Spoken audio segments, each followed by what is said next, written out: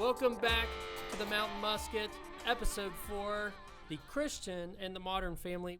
I am Colin Rieger. I'm Seth Campbell. I'm Josiah Batten. We are down one Musketeer today. Justin is doing some work for law school, and that's really important, so he's going to be focusing on that, and he'll be out for the next couple episodes, probably tied up, but we're looking forward to getting him back. Today we're going to be, as I said earlier, discussing the Christian and the modern family or the modern household. A couple weeks ago, Joey and Seth interviewed the author C.R. Wiley on this topic with this book, The Household and the War for the Cosmos. So Seth will be reviewing that, Joe will be ranting, and we'll be talking about some of these dynamics that happen in families these days in Western culture. So I'm going to ask Me some questions? I'm going to ask you guys some questions. We can get the conversation kind of going. What should Sunday look like in a Christian household? Oh man, because there's a lot of debate about what should families be doing with their time. What's the priority? Is the priority making memories together, or is the priority grades in school, or is the what are the top priorities as a family, and how does that express itself in our schedule? And specifically, what does that look like on Sunday? I think one of the things that's good that comes out in Wiley's book, and one of the things that came out in the interview with him, is that we have lost as Westerners, as Western families, we have lost a sense of purpose. Mm-hmm. That what is the family for? And so before you ever get to what the family should be doing, you have to initially ask the question: what is the family for? Why is the family created the way it is? Why has God created it the way it is?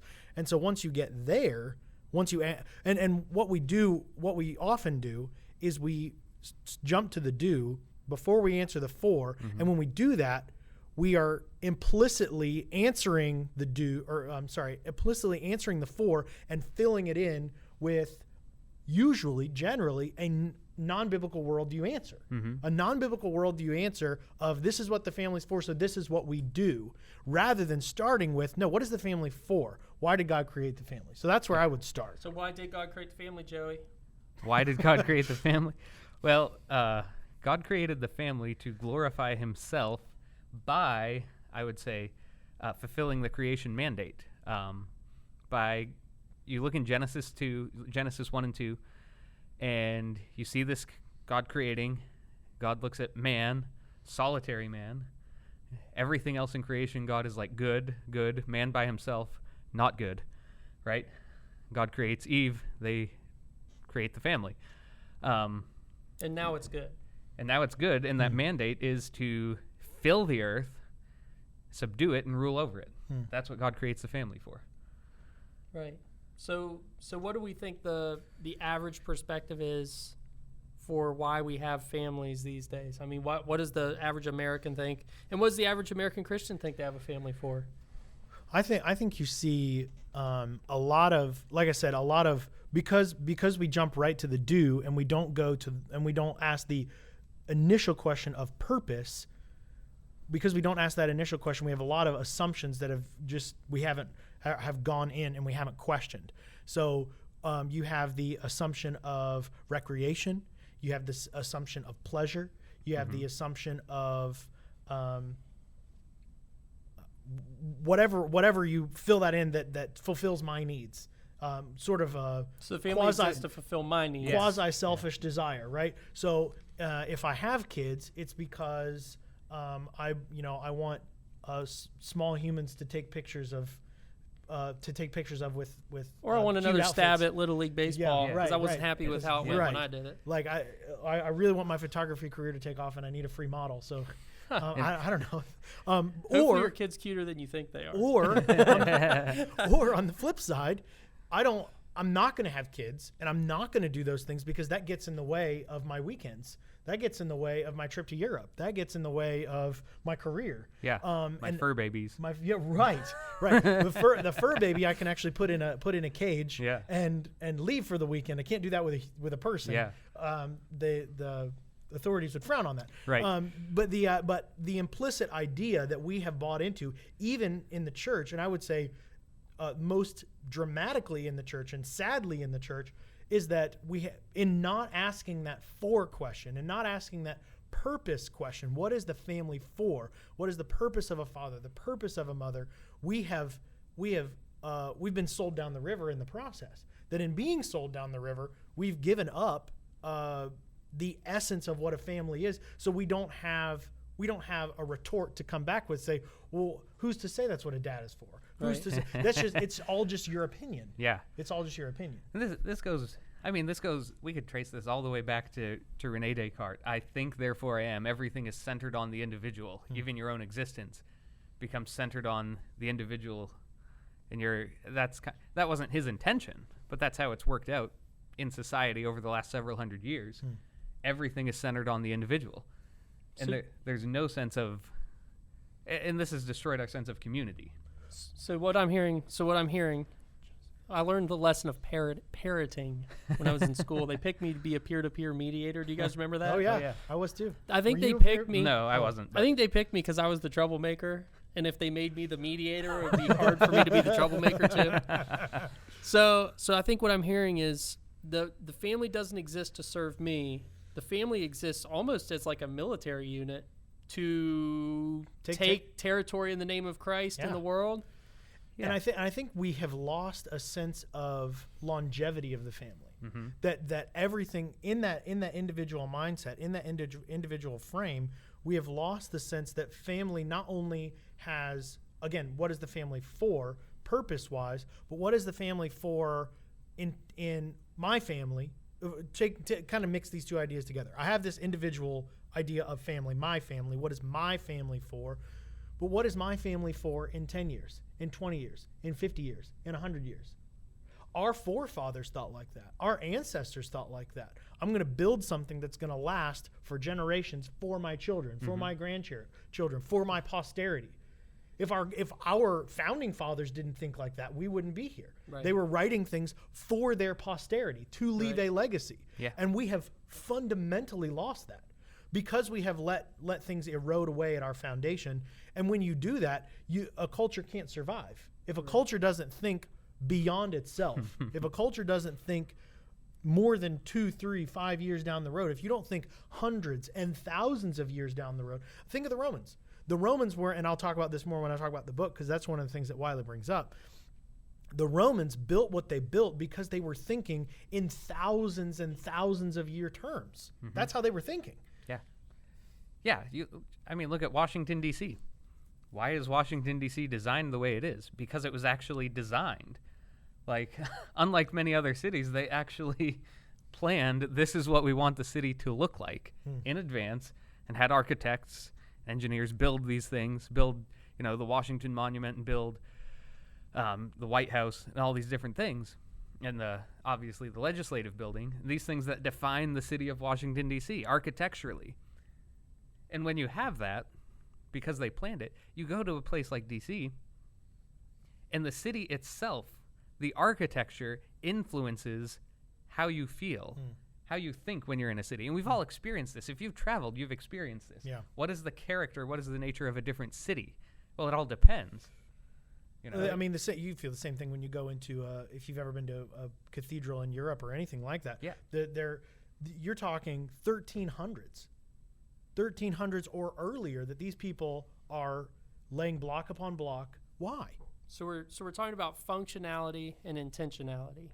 The functionality of the family is based around the why of the family. Mm-hmm. And when we understand the functionality of the family in the individual roles that are filled in the family, then we can kind of lay out our intention for our family. What are we going to do, and how does that determine the use of our time? Right. So now you can get to the Sunday question. Now we can get to my Sunday question. Get to the Sunday question. So what is all right, let's zoom out even further then. What does our week look like as a good Christian family? I mean, that's living functionally in that the father is the head of the household, the wife takes care of the household and basically runs it like in a managerial, administrative kind of. She orders the house. She orders the house, and then the kids there are beneficiaries, but they are also serving the household.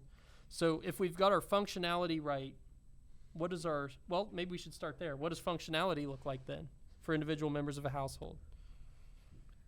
So if you look at the biblical roles, you look at fathers, husbands, they're supposed to be the head, right?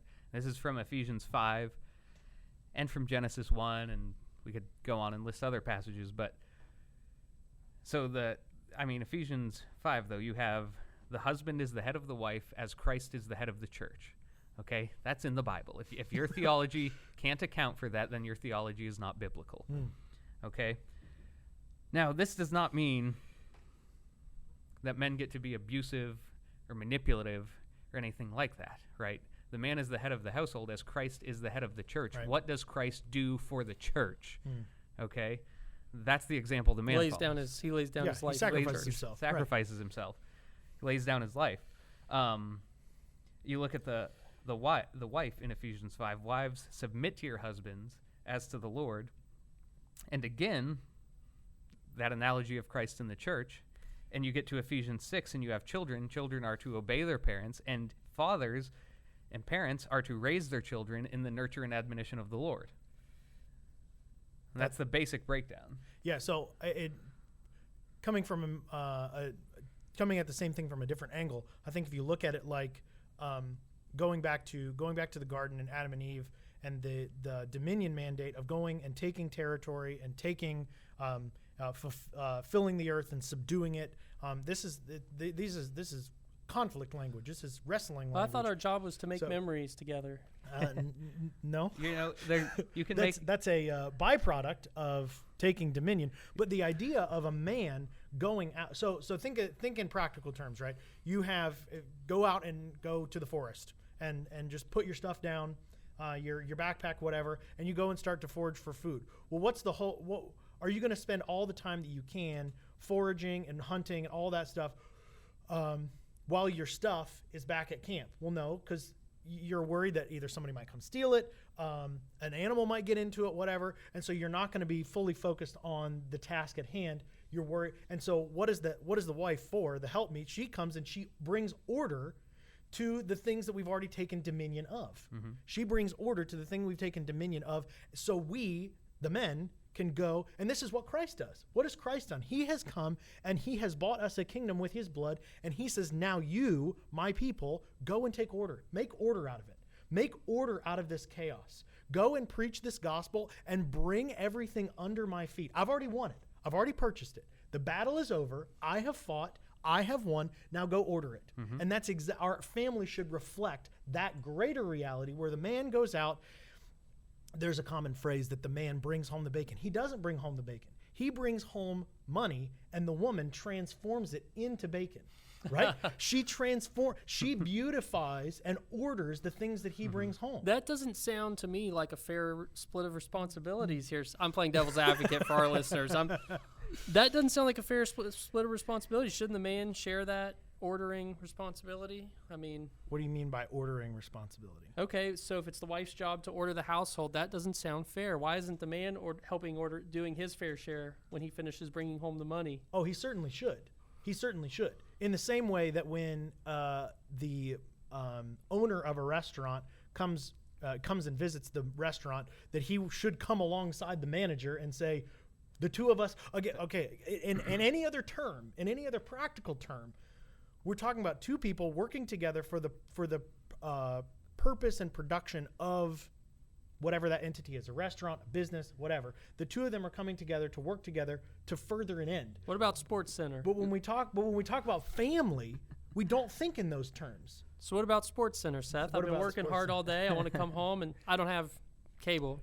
And I don't watch sports, but you've been working least hard. Qualified person. You're working hard all day. You come home, you want to just turn on Sports Center and kick your feet up, and so that's not the biblical model.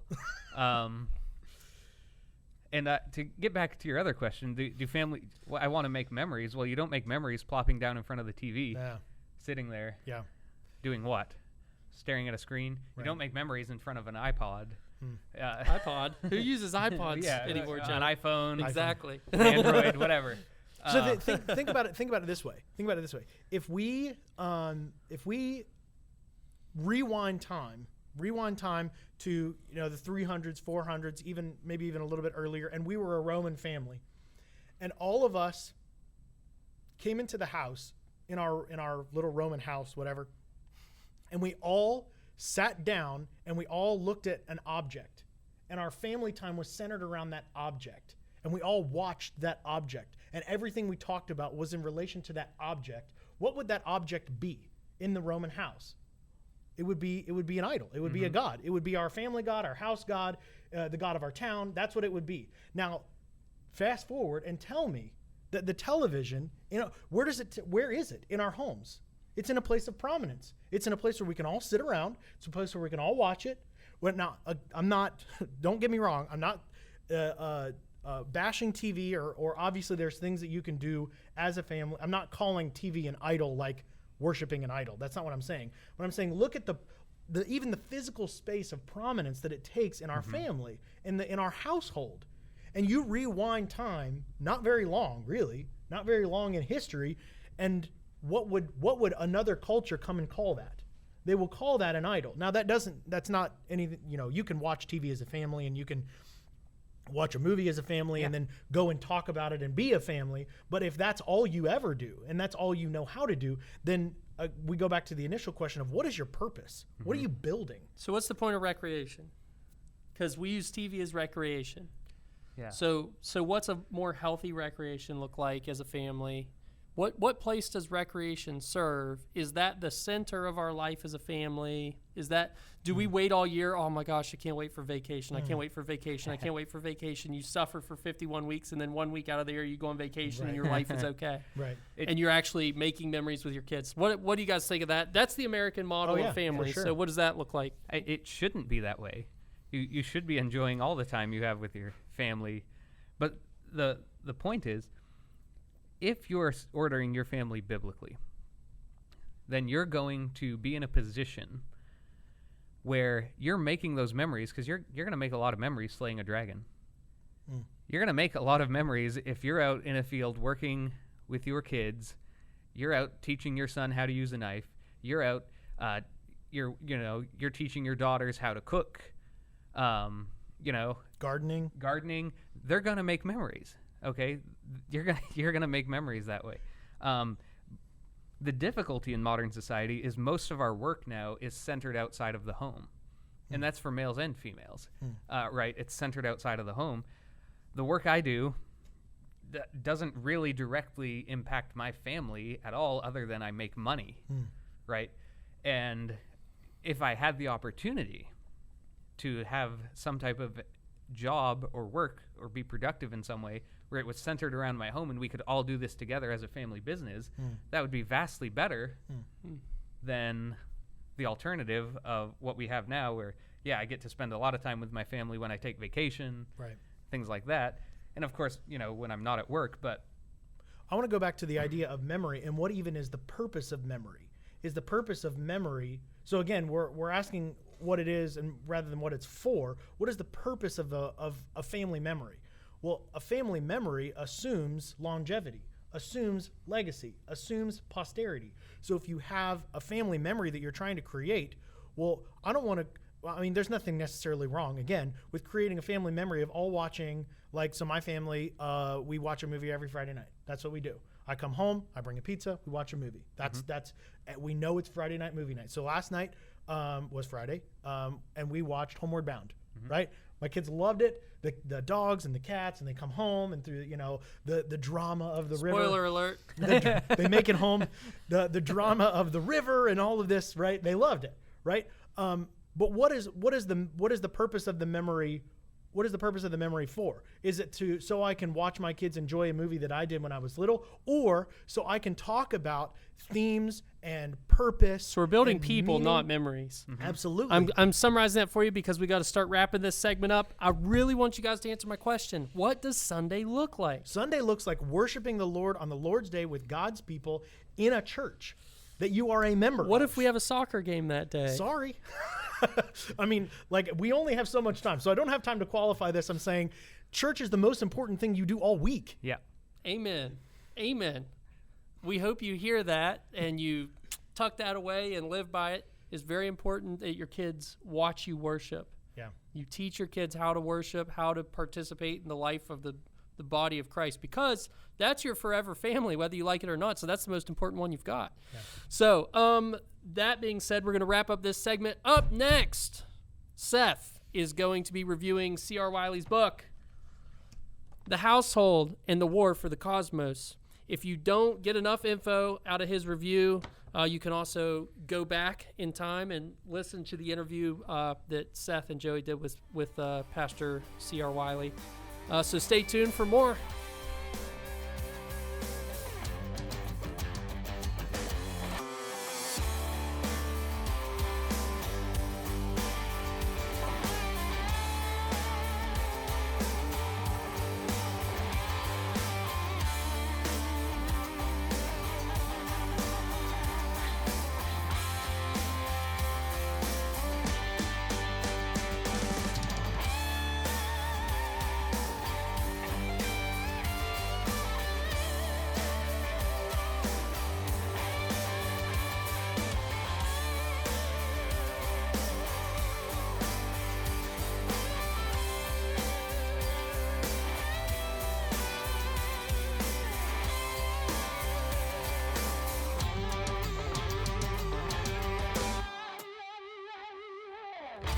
Welcome back to the Mountain Musket. Up next, we have Seth, who is doing a review of C.R. Wiley's The Household and the War for the Cosmos, recovering a Christian vision for the family. So, as mentioned before, Joey and I did interview C.R. You can go back and listen. I would encourage you to go back and listen to that episode.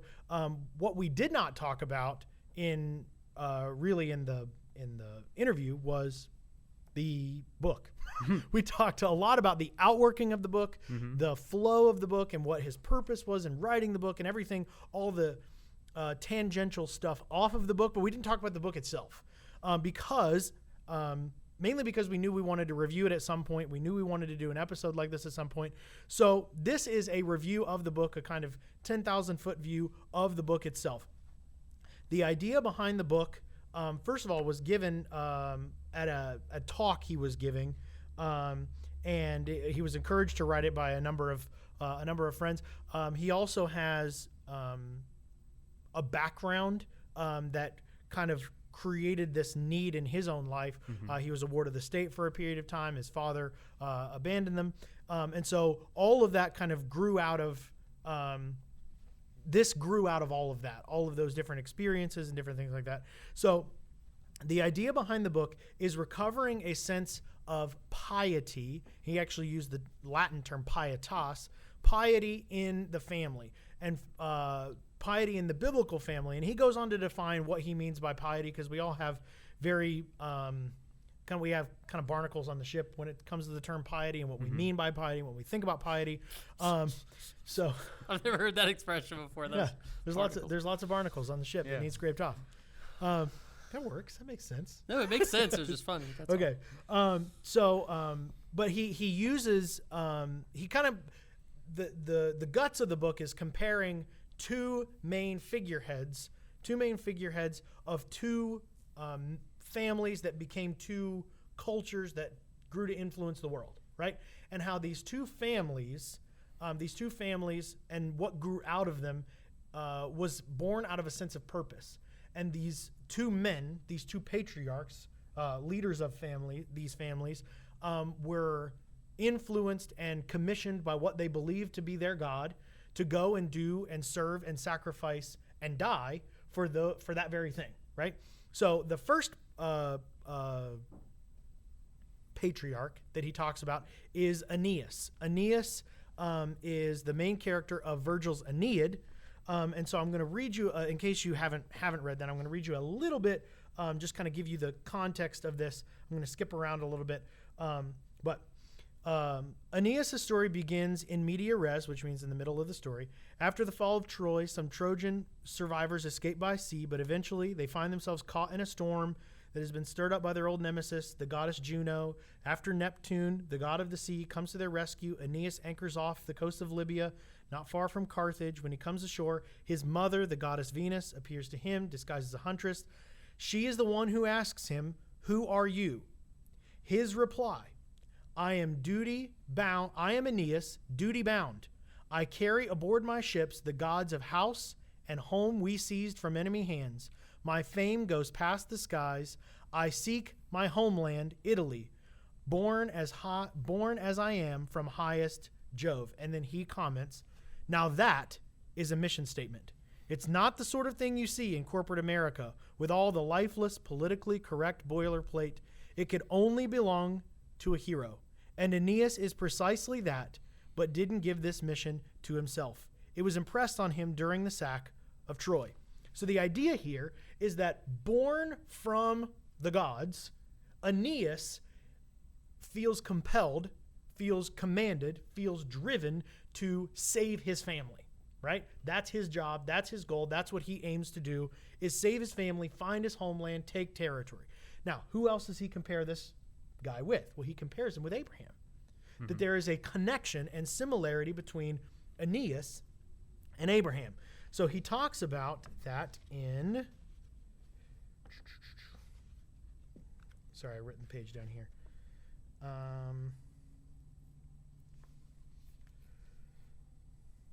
For most modern readers, the best part of the Aeneid is the first half, but for the Romans, it may have been the other way around, because everything in the story builds to a fight. That a war could be pious is incomprehensible to many people. And one of the reasons for this is that we don't feel a compelling need to provide for our heirs. Modern life is more regulated and prosperous than ancient people could have imagined, but neither Aeneas nor Abraham could take prosperity for granted. They felt a responsibility to establish a legacy. Each wanted his household to keep growing and going long after he was gone. So the idea here, now he goes in and he talks about how they're different. He talks about the differences between them. But I want to drill down for a second and talk to you guys about the idea of a family at war, a family at purpose, and a family that is fighting for something that they will never see. So how do you see the Christian family fighting, current, modern, everyday, average, white bread, American, evangelical, fighting for something that they don't see? Or do you not see that? That would be more accurate, as I have seldom seen that. There are times.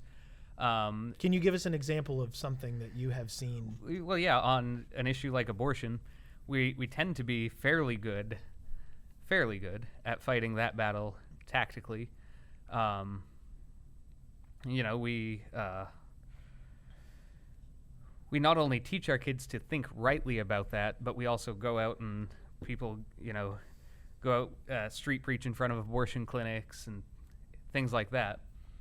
And there's a lot of families involved in that. A lot of that is not led by necessarily pastors, but it's led by families going and engaging at these clinics. And I was going to say mostly what I see is people are like armchair Christians. Like they think that casting their vote every 4 years for president is how they battle as a Christian.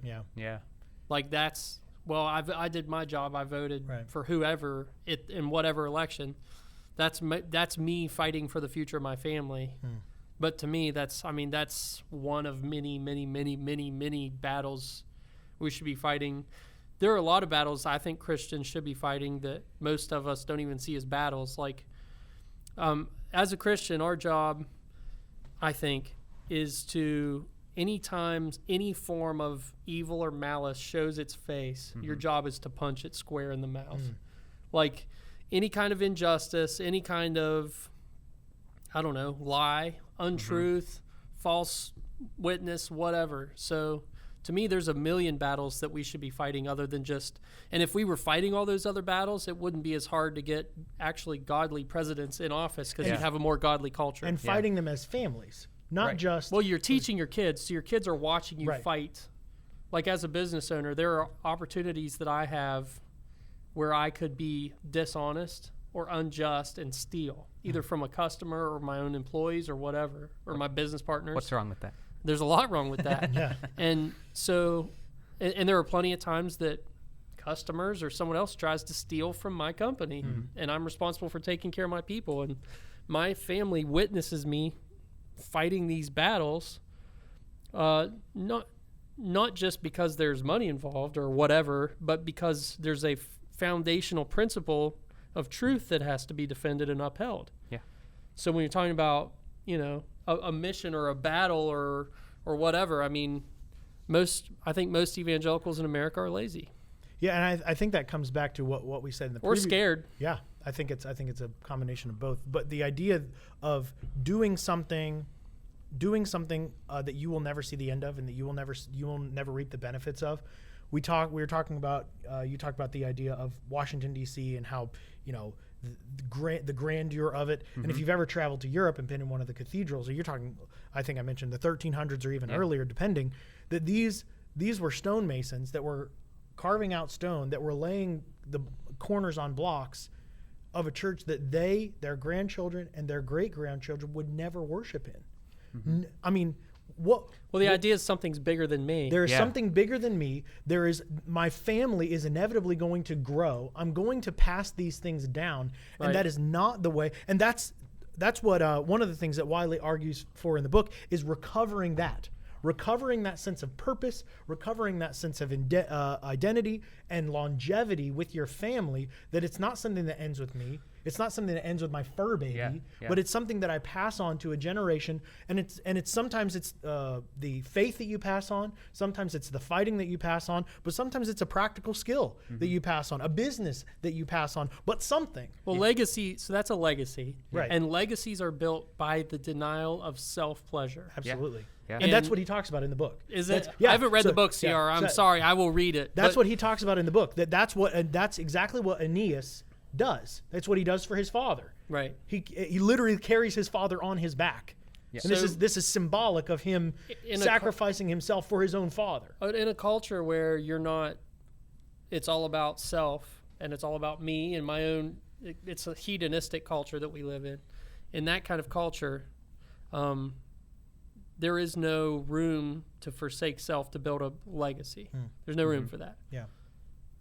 I mean, just So the musical Hamilton, there's a song in it that it's called "The Story of Tonight," and it's Hamilton and of course I'm going to forget all their names now.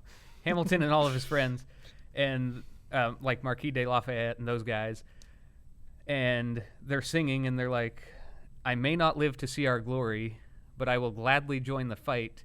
And when our children tell our story, they'll tell the story of tonight." Right? And it's just this really compelling song in the middle of the musical, right as the revolution is happening, and why they're doing this, why they're putting their lives on the line. Well, they weren't postmodernists who say that when I'm dead, there is nothing. Right. So why would you forsake any kind of pleasure or temporary benefit whatsoever when there is no after this for you to get any kind of gain from? Well, and on top of that, they all had children. Yeah. We can't talk about this and miss the big E on the eye chart in evangelicalism, that we're not having kids. Right. That we're not having enough kids to fill the next generation. The birth rates are 1.8 for every woman in 2017. I mean, and it's almost the exact same in the church as outside the church, that we have bought into a fundamental lie. And I want to kind of plug another book. I know we're reviewing Wiley's, but I want to plug another book by Canon Press as well, called Popes and Feminists by Elise Krapuchetz. And I want to read this quote because I think it's essential to the two go hand in hand. The Popes and Feminists is much more written by women and for women. Men can certainly read it and gain something from it, but these two can be read and I think should be read in tandem.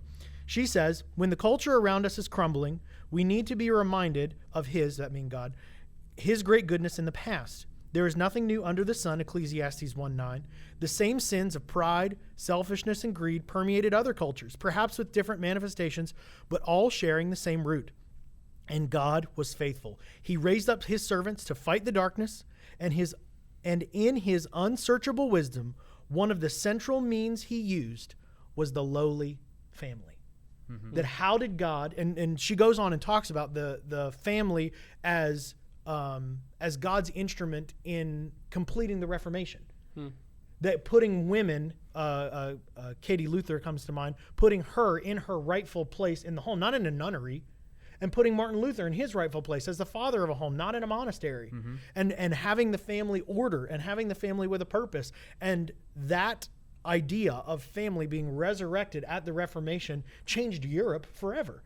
Why? Because a mom was a mom, a dad was a dad, they had kids, and they fought for something. Like that's how did Jesus come in and take over the world? Through a mom. Like he was born. Yeah. And he had a mom and a dad. And that's he didn't come in with big swords and fire and all. He came in as a baby in a family, and that's how he came and took over the world. For us to ignore, and that's that's what Wiley's talking about here, is that he calls it guerrilla piety. Guerrilla piety, the idea that we are in a guerrilla warfare, and this is how we fight. We fight in the most unseemly way possible. The most unseemly way possible is for dads to be dads and to stick around, for moms to be moms and not try to be dads, for kids to be obedient to their parents, and to all of them go worship on the Lord's Day and pass that on to generation after generation and keep having kids, and you take over the world. Amen. There you have it. If you're enjoying this, if this sounds like a book that you'd want to see, again, this is The Household and the War for the Cosmos, Recovering a Christian Vision for the Family by C.R. Wiley. Up next, we have Josiah and The Rant.